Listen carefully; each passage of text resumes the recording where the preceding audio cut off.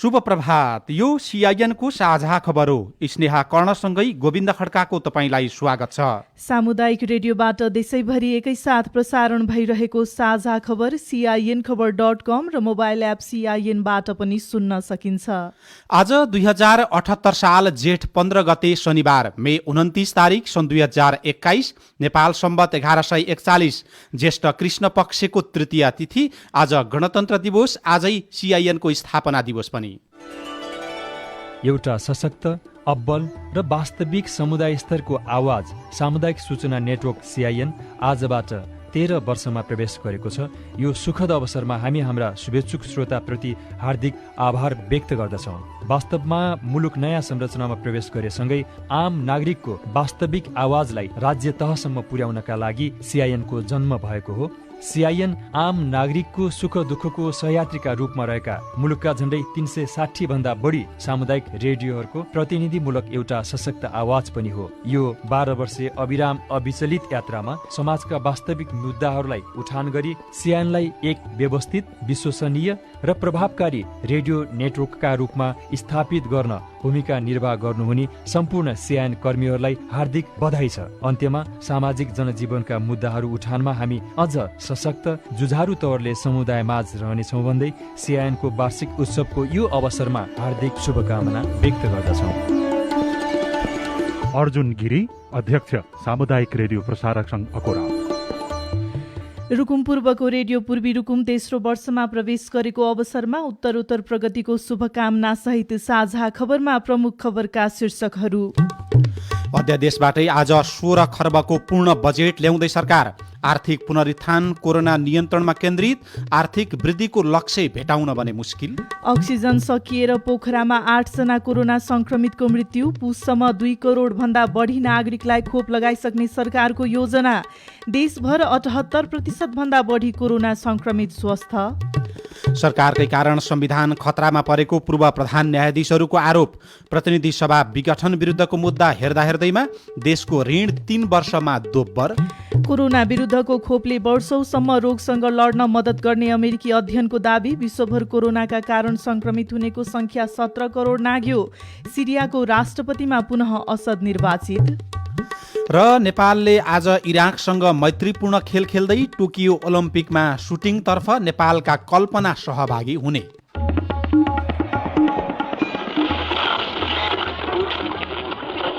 सयौं radio, हजारौं radio कर्मी र करोडौं नेपालीको माझमा यो हो सामुदायिक सूचना नेटवर्क CIN। साझा खबरमा सबभन्दा पहिले सरकारले आज ल्याउन लागेको बजेटको कुरा। प्रतिनिधि सभा विघटन पछिको सङ्कटपूर्ण अवस्थामा सरकारले आज अध्यादेशबाटै पूर्ण आकारको बजेट सार्वजनिक गर्ने भएको छ।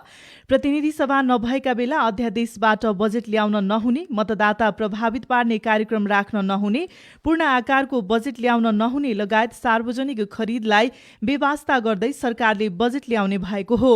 अर्थ मन्त्रालयका अधिकारीहरूका अनुसार कोभिड-19 को नियन्त्रण तथा रोकथामका लागि स्वास्थ्य पूर्वाधार, खोप खरिद, कार्तिक 26 र मङ्सिर 30 मा हुने प्रतिनिधि सभा र वैशाखमा हुने स्थानीय तहको निर्वाचन, राहत तथा आर्थिक पुनरुत्थान प्याकेज, वृद्ध भत्ता वृद्धिका कार्यक्रमलाई बजेटमा समावेश गरिएको छ।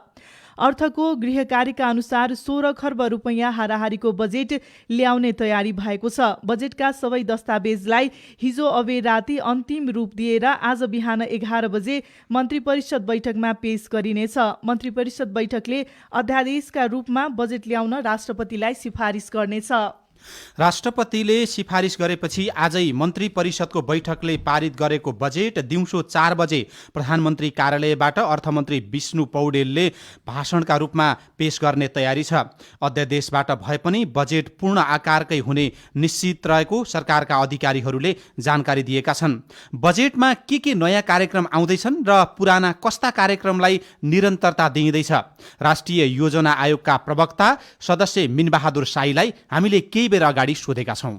स्वास्थ्य क्षेत्रको जुन महामारी छ त्यो स्वास्थ्यलाई कसरी, यो महामारीबाट कसरी हामीले पार पाउन सक्छौँ भन्ने कुरा प्राथमिकता रहनेछ भने पूर्वाधार निर्माणका सन्दर्भमा ठुला पूर्वाधार निर्माणहरूको आयोजना गर्ने, सामाजिक सुरक्षा र मुलुकसँग अरू सम्बन्धित सामाजिक क्षेत्रको विकास, खास गरी स्वास्थ्य क्षेत्रको लगानीमा चाहिँ केन्द्रित भएर आउनेछ बजेट। सरकारले चुनाव पनि घोषणा गरिसकेको अवस्थामा आकर्षक कार्यक्रम ल्याउन मिल्दैन भनेर विभिन्न आलोचना टीका टिप्पणीहरू भइराखेका थिए। यसमा सरकार सजग नै छ अथवा के छ स्थिति? सरकार यसप्रति सचेत छ र सरकारले मूलतः खास गरी अहिले पनि बजेट हामीले ल्याउने भनेको मानवका लागि हो, मानवीय जीवनका लागि हो, स्वास्थ्य शिक्षासँग जोडिएको कुराहरू पनि छ, ज्येष्ठ नागरिकसँग सम्बन्धित कुराहरू छन्, सामाजिक सुरक्षा र सामाजिक संरक्षणसँग सम्बन्धित बजेटहरू छ, पूर्वाधार निर्माणका कामहरू जे छन् ती मूलतः खास गरी जति पनि बजेट आउनेछ त्यो सामाजिक न्याय र समानतामा आधारित भएर बजेट आउनेछ र त्यसले मुलुकमा बढ्दै गएको असमानताका बारेमा पनि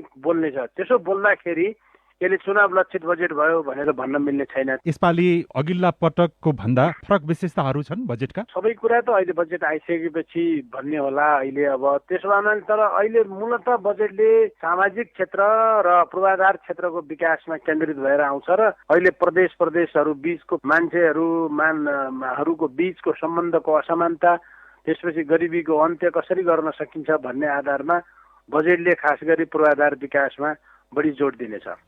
करिब 1 करोड मात्रा खोप खरिद गर्ने गरी बजेट विनियोजन गरिँदैछ। निर्माण कार्य सुरु भइसकेका र अध्ययन पूरा भएका आगामी आर्थिक वर्षबाट काम गर्ने गरी झण्डै 1 दर्जन सुरुङ मार्गमा पनि बजेट विनियोजन गर्ने तयारी छ। रेल, जलमार्ग विस्तार निर्माणमा पनि प्राथमिकता दिएको छ। प्रतिनिधि सभा र स्थानीय तहको निर्वाचन केन्द्रित बजेटका प्राथमिकता छन्। स्वास्थ्य पूर्वाधार तथा उपकरण खरिदलाई पनि प्राथमिकता दिइएको छ भने श्रमिक तथा व्यवसाय क्षेत्रलाई राहत र पुनरुत्थानका कार्यक्रम पनि बजेटमा समावेश गर्ने तयारी छ। चालू वर्षमा आर्थिक वृद्धि दर बाहेक अर्थतन्त्रका अन्य सूचक सकारात्मक रहे पनि संशोधित लक्ष्य भेटाउन चुनौतीपूर्ण देखिएको छ। अर्थमन्त्री विष्णु पौडेलले हिजो जारी गर्नुभएको आर्थिक सर्वेक्षण 2077-78 अनुसार कोभिड दोस्रो लहरका कारण अर्थतन्त्रमा प्रभाव पर्दा संशोधित आर्थिक वृद्धि समेत हासिल हुन सक्ने अवस्था देखिएको छैन। नेपालको आर्थिक वृद्धि दर 2.12% ऋणात्मक अवस्थामा पुगेको छ। पछिल्लो 2 दशकमै पहिलो पटक नेपालको आर्थिक वृद्धि दर 2.12% ऋणात्मक अवस्थामा पुगेको हो। हिजो मन्त्रालयमा आयोजित कार्यक्रममा मन्त्री पौडेलले आर्थिक सर्वेक्षण 2078 सार्वजनिक गर्दै पछिल्लो 2 दशकमै पहिलो पटक मुलुकको आर्थिक वृद्धि दर 2% भन्दा बढीले ऋणात्मक अवस्थामा पुगेको बताउनुभयो। आर्थिक वर्ष 2077-78 को फागुनसम्म शोधनान्तर स्थिति रु 68 अर्बले बचतमा रहेको छ भने चालू खाताहरू 1 खर्ब 48 अर्ब 68 करोडले घाटामा रहेको छ। पछिल्ला वर्षमा मानव विकास सूचकाङ्कमा सुधार हुँदै आएको छ। अघिल्लो वर्षको 0.579 को तुलनामा सुधार भई 0.602 पुगेको छ। कोरोना कालको बीचमा पनि केही सकारात्मक संकेतहरू भने देखिएको उहाँले बताउनुभयो। 93.0% जनसङ्ख्यामा विद्युतको पहुँच पुगेको छ। राष्ट्रिय ग्रिडमा कुल जडित विद्युत उत्पादन गत वर्षको तुलनामा 4.1% वृद्धि भई 1458 मेगावाट पुगेको छ। 2077 फागुनसम्म आधारभूत खानेपानी सुविधा पुगेको जनसङ्ख्या 91.5% र उच्च मध्यम स्तरको खानेपानी सुविधा पुगेको जनसङ्ख्या 23.0% रहेको छ। 7% को आर्थिक वृद्धि बाहेक अर्थतन्त्रका अन्य सूचकमा सबल पक्षहरू देखिएको उहाँले दावी गर्नुभयो। शोधान्तर स्थिति, विदेशी विनिमय सञ्चिति, मुद्रास्फीति नियन्त्रित आयात निर्यात अनुपात र वैशाखसम्मको अवस्थामा राजस्व सङ्कलन स्थिति लगायत अर्थतन्त्रको समष्टिगत सूचक सकारात्मक रहेको पनि उहाँले दावी गर्नुभयो। प्रधानमन्त्री केपी शर्मा ओलीले सत्तामा रहनु या नरहनु आफ्ना लागि प्रमुख विषय नभएको दावी गर्नुभएको छ। सत्ता साधन मात्रै र साध्य राष्ट्रियताको सम्वर्धन र सार्वभौमताको रक्षा रहेको प्रधानमन्त्रीको दावी छ। आजको मुख्य चिन्ता अलोकतान्त्रिक, नैतिक, मूल्यहीन र विकृत अभ्यास झाँकिँदै गएर लोकतान्त्रिक गणतन्त्रप्रतिको जनविश्वास नै गुम्ला कि भन्ने हो। प्रधानमन्त्री ओलीले हिजो सिंहदरबारमा राष्ट्रका नाममा सम्बोधन गर्दै भन्नुभयो, जनविश्वास गुमेको प्रणाली फेरि जोखिममा पर्ला कि भन्ने चिन्ता छ। प्रधानमन्त्री ओलीले निर्वाचनका लागि सबै दललाई सरकारमा सहभागी भएर आउन पनि आह्वान गर्नुभयो। जनतालाई दलहरूले मूल्याङ्कनको मौका दिनु र आवधिक निर्वाचन मार्फत जनताले विश्वास गरेको दललाई सरकार चलाउन जनादेश प्राप्त हुनु लोकतन्त्रको विशेषता हो। निर्वाचन निष्पक्ष र स्वच्छ हुने कुरामा मैले बारम्बार जोड दिएको छु। परिणामलाई ध्यानमा राखेर होइन, लोकतान्त्रिक प्रणाली र पद्धतिलाई ध्यानमा राखेर निर्वाचन सम्पन्न गरिनेछ। मनमा कुनै आशंका छन् भने फेरि भन्न चाहन्छु, आउनुहोस्, निर्वाचनका लागि सबै दलहरू सरकारमा सहभागी बन्नुहोस्। प्रधानमन्त्री ओलीले प्रतिनिधि सभा विघटनपछि मुलुकमा अराजनीतिक, असंसदीय र अलोकतान्त्रिक गतिविधि देखा परेको पनि आरोप लगाउनुभयो। उहाँले प्रतिनिधि सभालाई पूर्णकालीन र कामकाजी बनाउन आफूले चाहे पनि परिस्थितिले त्यस्तो बन्न नदिएको तर्क गर्नुभयो। अर्को प्रसङ्गमा प्रधानमन्त्री ओलीले कोरोना भाइरस विरुद्धको पहिलो खोपको मात्रा लगाएकालाई सरकारले कुनै पनि हालतमा दोस्रो मात्रा दिने दावी गर्नुभयो। उहाँले कोरोना विरुद्ध जित हासिल गर्नका लागि सरकारले खोप सहितका सबै तयारी गरिरहेको पनि जानकारी दिनुभयो।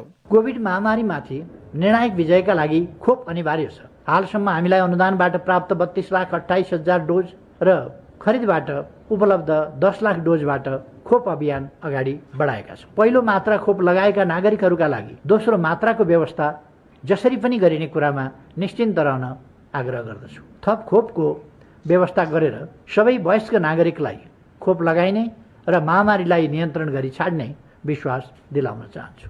प्रधानमन्त्री ओलीले हिजो गरेको सम्बोधनमा अधिकांश समय आफूले गरेको काम र सरकारको तयारीमा केन्द्रित गर्नुभएको थियो भने अरू दलको आलोचना समेत उहाँले गर्नुभएको थियो।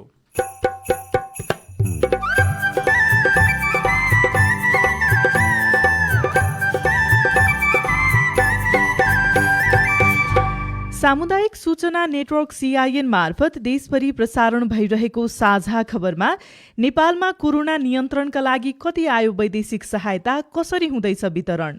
विभिन्न देशमा सङ्घ संस्थाहरूले पनि शैक्षिक रूपमा पनि नेपाललाई कठिन परिस्थितिमा सहयोग गर्दै आइरहेको अवस्था छ।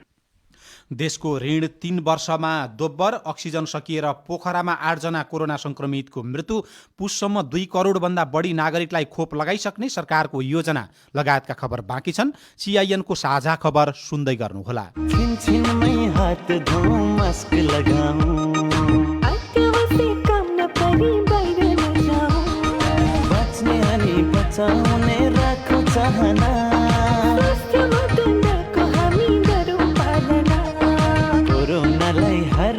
सबै लागि परौँ सरकारसँग समन्वय गरौँ, स्वास्थ्य कर्मी प्रतिनिधि खटिरहेछन् हेर, हामी पनि लागौँ मिलौँ नबसौँ हेरेर, पालिकाको काममा हामी हातेमालो गरौँ, स्वास्थ्य कर्मी संक्रमितको मनोबल बढाउँ, सबैलाई औषधि र अक्सिजनको भर छ, यस्तो काममा पालिकालाई सघाउनु पर्छ, हार्नेछ कोरोना जित्नेछौँ हामी, हाँस्नेछ नेपाल फेरि हाँस्नेछौँ हामी। स्थानीय सरकार सबलीकरण कार्यक्रम र सीआईएन। कोरोना भाइरस रोग लगायतका विपदका अवस्थामा घरभित्र वा बाहिर कुनै पनि स्थानमा विशेष गरी महिला, बालबालिका, अपंगता भएका व्यक्ति, यौनिक तथा लैंगिक अल्पसंख्यकमाथि कुटपिट, गाली गलोच र यौनजन्य हिंसाको जोखिम बढ्न सक्छ। यस्तो व्यवहारबाट पीडित हुनु भएको छ वा अरू पीडित भएको थाहा पाउनु भएको छ भने उजुरी गर्नका लागि राष्ट्रिय महिला आयोगको पैसा नलाग्ने नम्बर 1145, नेपाल प्रहरीको पैसा नलाग्ने नम्बर 100 वा बालबालिका सम्बन्धी सेवा को लागि निशुल्क बाल हेल्पलाइन नम्बर 1098 मा सम्पर्क गर्नुहोस्। सेभ द चिल्ड्रेनद्वारा जनहितमा जारी सन्देश। कोरोना संक्रमणबाट बच्न मास्क लगाऊ, बेला बेलामा साबुन पानीले मिची मिची हात धोऊ, सेनिटाइजरको प्रयोग गरौं, अत्यावश्यक काम बाहेक घर बाहिर ननिस्कौं। जो कोहीबाट पनि कोरोना संक्रमण हुन सक्छ, त्यसैले भिडभाड नगरौं, भौतिक दूरी कायम गरौं। कोरोना संक्रमित भएको शंका लागेमा तुरुन्तै पीसीआर जाँच गराऊ, संक्रमित व्यक्ति अरूको सम्पर्क भन्दा छुट्टै बसौं। कोरोना संक्रमित भएको व्यक्ति र परिवारलाई माया गरौं, श्वास फेर्न गाह्रो भएमा तुरुन्त अस्पताल जाउँ। शरीरको रोग प्रतिरोधी क्षमता बढाउन हाम्रो समुदाय र जंगलमा पाइने जडीबुटीको उपयोग गरौं। जनहितका लागि सामुदायिक वन उपभोक्ता महासंघ नेपाल। सामाजिक रूपान्तरणका लागि यो हो सामुदायिक सूचना नेटवर्क सीआईएन। तपाईँ अहिले देशभरिका सामुदायिक रेडियो CINखबर.com र मोबाइल एप CINबाट एकैसाथ साझा खबर सुनिरहनु भएको छ। अब काठमाडौँबाट आज पत्र पत्रिकाले छापेका खबर। आजको सबैजसो पत्र पत्रिकाले सरकारले खोप खरिदका लागि गरेको तयारीको बारेमा खबरहरू छापेका छन्। सरकारले आगामी 17 पुससम्म लक्षित समूह 2,17,00,000 नागरिकलाई खोप लगाइसक्ने योजना बनाएको छ। स्वास्थ्य तथा जनसङ्ख्या मन्त्रालयले तयार पारेको कोभिड-19 खोपका लागि लक्षित समूहको प्राथमिकीकरणमा 2,17,56,763 जनालाई खोप लगाउनु पर्ने देखिएको छ। परराष्ट्र मन्त्री प्रदीप गेवालीले 20 जेठसम्म चीन सरकारले अनुदानमा दिने भनेको 10 लाख मात्रा भेरोसेल खोप आइपुग्ने जानकारी दिनुभयो। खोप खरिदको एउटा संक्षिप्त कार्यविधि पनि बनाएका छौँ। स्वास्थ्य सेवा विभागमा त्यस सम्बन्धी खरिद सम्बन्धी एउटा संयन्त्र पनि बनाएका छौँ। अब हामीले सिधै सरकार अथवा सिधै कम्पनीसँग वार्ता गरेर छिटो प्रक्रियाबाट खोप खरिद गर्नका लागि कानुनी ढोका पनि खुलेको छ। अब पत्राचार मूलत 4वटा मुलुकसँग गरेका छौँ। चीनको सिनोफार्मसँग, अमेरिकाको जोन्सन एन्ड जोन्सनसँग, रुसको स्पुत्निक भी उत्पादन गर्ने कम्पनीसँग र बेलायतसँग। चीन र अमेरिकासँग चाहिँ केन्द्रित भएर हामीले चाहिँ खोप खरिदको प्रक्रियालाई अगाडि बढाएका छौँ। अहिले पहिलो चरणमा हामीले चीनसँग 50 लाखको र जोन्सन एन्ड जोन्सनसँग 50 लाखको खरिद गर्ने एउटा टाइम लाइन मिलाएर हामी अगाडि बढ्छौँ। कोभिड-19 विरुद्धको 10 लाख मात्रा भेरोसेल खोपमध्ये 2 लाख भोलि नै र बाँकी 8 लाख डोज जेठ 20 गते नेपाल आइपुग्नेछ। परराष्ट्र मन्त्री गेवालीका अनुसार चीनबाट र अमेरिकाबाट प्राथमिकतामा राखेर खोप खरिद गर्ने तयारी भइरहेको छ। सबै पत्रपत्रिकाहरूले पोखरामा अक्सिजन सकिएर कोरोना संक्रमितको मृत्यु भएको खबर पनि प्राथमिकताका साथ लेखेका छन्। नयाँ पत्रिका दैनिकले लेखेको छ, अक्सिजन अभावमा बिहिबार राति पोखरा स्वास्थ्य विज्ञान प्रतिष्ठानमा उपचार गराइरहेका 8 जना कोरोना संक्रमितको मृत्यु भएको छ। मृत्यु हुनेमा एक सुत्केरी पनि हुनुहुन्छ। सबैलाई हाई फ्लो अक्सिजन दिएर उपचार भइरहेको थियो। परिवारजनले दिएको जानकारी अनुसार बिहिबार राति करिब 10 बजेबाट झण्डै आधा घण्टा अक्सिजनको आपूर्ति बन्द भएको थियो। मृत्यु हुनेहरूमा तनहुँ, पोखरा, स्याङ्जा, पर्वत र म्याग्दीका बिरामी रहेको उपचारमा संलग्न डाक्टर शरद चन्द्र बरालले जानकारी दिनुभयो। अस्पताल प्रशासनले भने अक्सिजन सकिएर नभई आवश्यक मात्रामा अक्सिजनको प्रवाह हुन नसक्दा 8 जनाको मृत्यु भएको दाबी गरेको छ। प्रतिष्ठानका बिरामी आफन्तको कुरुवा बसेका पोखराका एक महिलाले त्यसबेलाको घटना प्रत्यक्षदर्शीका रूपमा देख्नु भएको थियो। उहाँले अक्सिजन सकियो, मेरा श्रीमानले छटपटाउँदै मृत्युको मुखमा पुग्नु पर्यो भनेर भन्नुभएको छ। अस्पताल प्रशासनले त्यस विषयमा छानबिन गर्ने तयारी गरिरहेको पत्रिकाले लेखेको छ। पहिलो पृष्ठमै पत्रिकाले देशको ऋण 3 वर्षमा दोब्बर शीर्षकको खबर लेखेको छ। प्रधानमन्त्री केपी शर्मा ओलीको 3 वर्षे कार्यकालमा मुलुकको ऋणभार करिब दोब्बरले बढेको छ। ओली प्रधानमन्त्री नियुक्त हुँदा फागुन 2074मा मुलुकको कुल ऋण 8 अर्ब 43 खर्ब रुपियाँ रहेकोमा त्यसको 3 वर्षमा 2077 फागुनमा त्यो बढेर 15 खर्ब 89 अर्ब 46 करोड रुपियाँ पुगेको छ। प्रत्येक नेपालीको टाउकोमा 3 वर्ष अगाडि 28,000 थियो, अहिले 52,000 ऋण थपिएको पत्रिकाले दाबी गरेको छ। अन्नपूर्ण पोस्ट दैनिकले पहिलो पृष्ठमा उद्योगीलाई मात्रै सुटुक्कै खोप शीर्षकको खबर छापेको छ। प्रदेश 1 को सामाजिक विकास मन्त्रालयले उद्योगीलाई सुटुक्कै खोप लगाउन थालेपछि हिजो स्थानीयले विरोध गरेका थिए। पहुँचवालालाई मात्रै एउटा सिनेमा हलमा लगेर नगरपालिकाले खोप वितरण गरेको पत्रिकाले लेखेको छ। कान्तिपुर दैनिकले स्वास्थ्यकर्मीमाथि आक्रमण शीर्षकको खबर छापेको छ। एमाले नेताको नेतृत्वमा बाँकेको भेरीमा स्वास्थ्यकर्मीमाथि आक्रमण भएको र त्यसको छानबिन गर्न स्वास्थ्य मन्त्रालयले अनुरोध गरेको पत्रिकाले लेखेको छ। तर जुन तहको कारबाही हुनुपर्ने हो त्यसका निम्ति सरकारले कदम नचालेको पनि पत्रिकाले दाबी गरेको छ। पहिलो पृष्ठमै तुइन बोलीमा मात्रै हट्यो, व्यवहारमा हटेन शीर्षकको खबर छ। मुलुकमा 143 वटा तुइन थिए, 129 वटा विस्थापित भए, 14 वटा अझै कायमै छन्, पत्रिकाले लेखेको छ। राजधानी दैनिकमा प्रतिनिधि सभा विघटन मुद्दा हेर्दा हेर्दै भोलि शीर्षकमा खबर लेखिएको छ। प्रतिनिधि सभा विघटन विरुद्ध परेको निवेदनमाथिको सुनवाई हेर्दा हेर्दै भोलिका लागि राखिएको छ। प्रधान न्यायाधीश चोलेन्द्र शमशेर जबरा नेतृत्वको संवैधानिक इजलासमा हिजोबाट मुद्दा सुनवाई सुरु भएको हो। पूर्व प्रधान न्यायाधीश भन्छन् सरकारकै कारण लोकतन्त्र खतरामा शीर्षकमा नागरिक दैनिकको पहिलो पृष्ठमा खबर लेखिएको छ।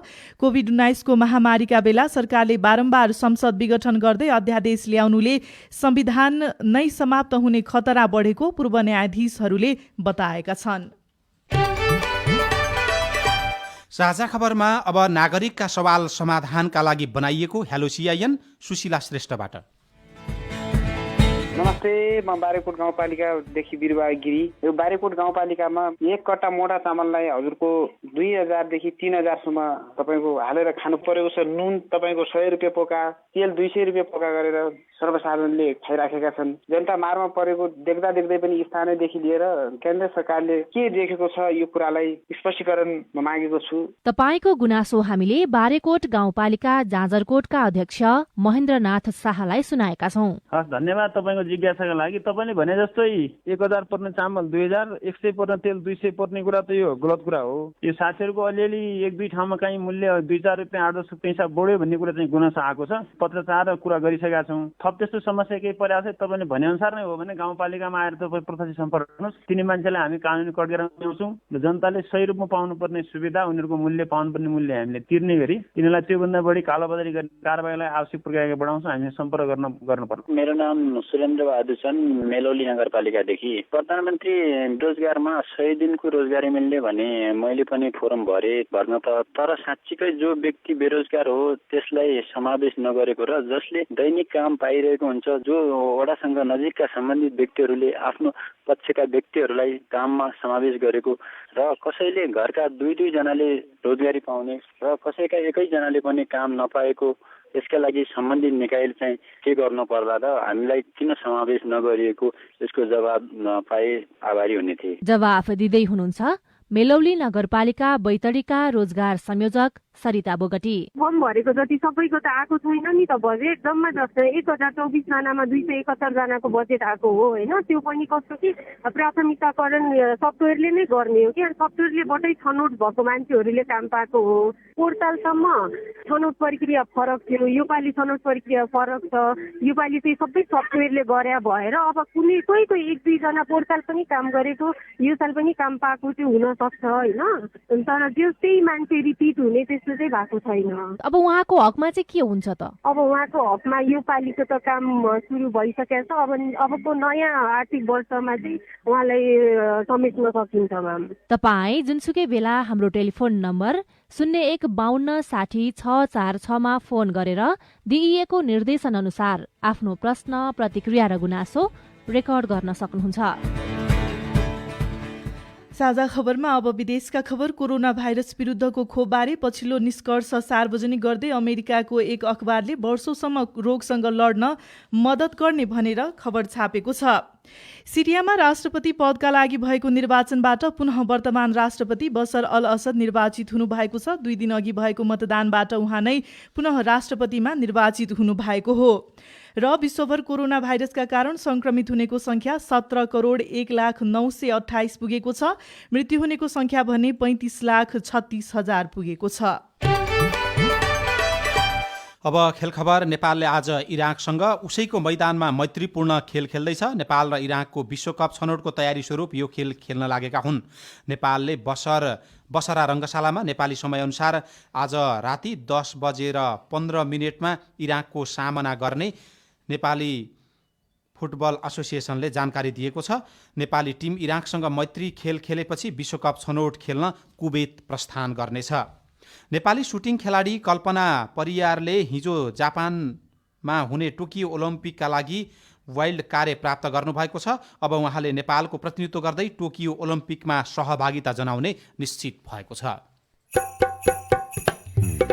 विदेशबाट आएको सहायता कसरी हुँदैछ परिचालन? रेडियो कुराकानी, अरू खबर र कार्टुन पनि बाँकी नै छ। CIN को साझा खबर सुन्दै गर्नुहोला। महिनावारी र त्यसको उचित व्यवस्थापनको सम्बन्धी पूर्ण जानकारी पाउन विद्यालय वा स्वास्थ्य संस्थाबाट कुनै समस्या भोग्नु भएको छ भने यही मई 28 तारिक महिनावारी दिवसका दिन बिहान 8 बजेदेखि साँझ 8 बजेसम्म 98 430 86 702, 98 011 88 284, 98 011 88 298 मा फोन गरी हामीलाई जानकारी गराउनुहोस्। तपाईको समस्या सम्बन्धित निकायसम्म पुर्याउने छौं। फोन गर्दा आफ्नो नाम वा परिचय खुलाउनु पर्दैन। NFCC, सीमावी र वाटर एड नेपालद्वारा जनहितमा जारी सन्देश।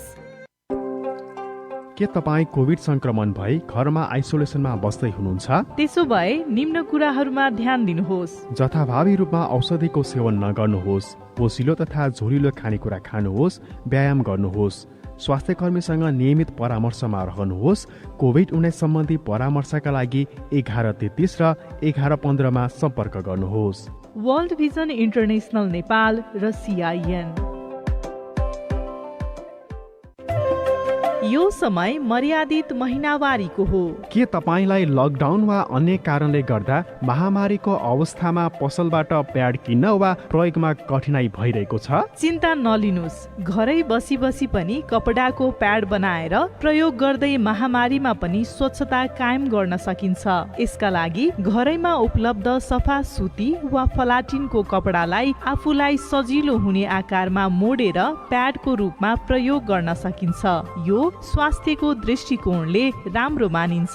महिनावारी स्वच्छता दिवस 2021 को अवसरमा केयर नेपाल र राष्ट्रिय महिनावारी सञ्जालको सहकार्यमा जनहितमा जारी सन्देश। नेपाल राष्ट्र बैंकको अनुरोध।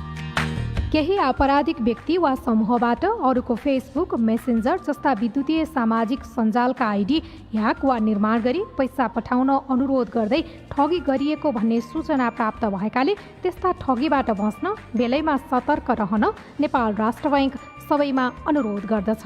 कसैले सामाजिक सञ्जाल र अन्य माध्यमबाट बैंक खाता वा वालेट मार्फत पैसा पठाउन अनुरोध गरेमा त्यस्तो व्यक्तिको परिचय यकिन गरेर मात्र पैसा पठाऊ। आफ्नो इन्टरनेट बैंकिङ, मोबाइल बैंकिङ तथा एटीएम कार्डको पिन कोड वा पासवर्ड अरूलाई नदिऊ। साथै बेला बेलामा पासवर्ड परिवर्तन गरौँ। आफ्नो बैंक कारोबारको विवरण अपरिचित व्यक्तिलाई नदिऊ। सामाजिक रूपान्तरणका लागि यो हो सामुदायिक सूचना नेटवर्क CIN। साझा खबरमा अब कोरोना महामारी र वैदेशिक सहायताको कुरा। नेपालमा कोभिड-19 को महामारी नियन्त्रणका लागि सरकारले वैदेशिक सहायताको पहल गरिरहेको छ। स्वास्थ्य उपकरण, स्वास्थ्य सामग्री र आर्थिक सहायता र परिचालनका बारेमा हामीले अर्थ मन्त्रालयको अन्तर्राष्ट्रिय आर्थिक सहायता समन्वय महाशाखाका उपसचिव डिलिराज लेखकसँग कुराकानी गरेका छौं। नेपाललाई विभिन्न द्विपक्षीय बहुपक्षीय साझेदारहरूबाट लगभग 2003 मिलियन अमेरिकी डलर वैदेशिक सहायताको रूपमा परिचालन भएको थियो। त्यसमा अनुदान तथा ऋण दुईटै रकम समावेश छ।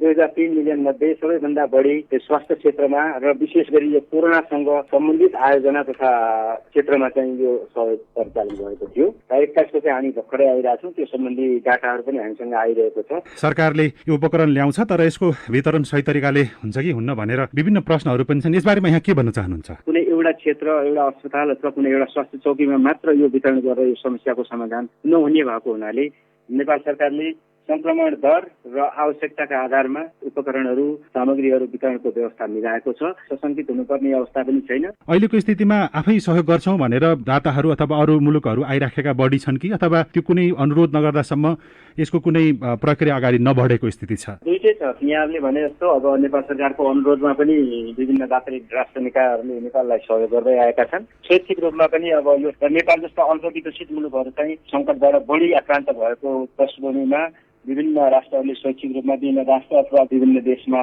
सङ्घ संस्थाहरूले पनि शैक्षिक रूपमा पनि नेपाललाई कठिन परिस्थितिमा सहयोग गर्दै आइरहेको अवस्था। बाह्य सहयोग परिचालनका लागि केही चुनौतीहरू देखिन्छन्, जस्तो हामीले कूटनीतिक रूपमा थप छलफल गर्नुपर्ने, पटक पटक हामीले भनिराख्नुपर्ने त्यस्तो स्थिति केही छ कि छैन सरकारलाई? कुनै एउटा देशले, कुनै एउटा राष्ट्रले आफू मात्र यस समस्याबाट पार पाउन नसक्ने अवस्थामा एक क्षेत्रमा फैलिएको संक्रमणले सम्पूर्ण विश्वलाई नै अन्ततः असर गर्ने यस पृष्ठभूमिमा पनि महामारीबाट जुझ्न अथवा यस महामारीबाट मुक्ति पाउन अझ थप सहकार्य र साझेदारीको वृद्धि हुने चाहिँ हामीले अपेक्षा गरेका छौँ।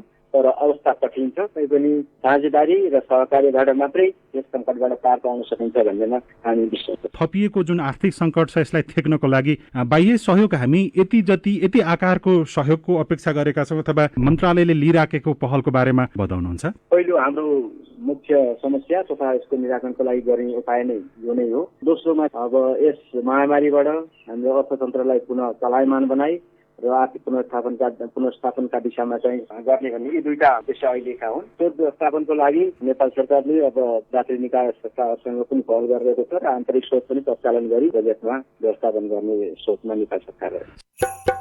यो रेडियो कुराकानीसँगै हामी साझा खबरको अन्त्यमा आइपुगेका छौं। सामुदायिक रेडियो प्रसारक संघद्वारा सञ्चालित CIN को बिहान 6 बजेको साझा खबर सक्नु अघि मुख्य खबर फेरि एकपटक। अध्यादेशबाटै आज 16 खर्बको पूर्ण बजेट ल्याउँदै सरकार। आर्थिक पुनरुत्थान, कोरोना नियन्त्रणमा केन्द्रित, आर्थिक वृद्धिको लक्ष्य भेटाउन मुस्किल।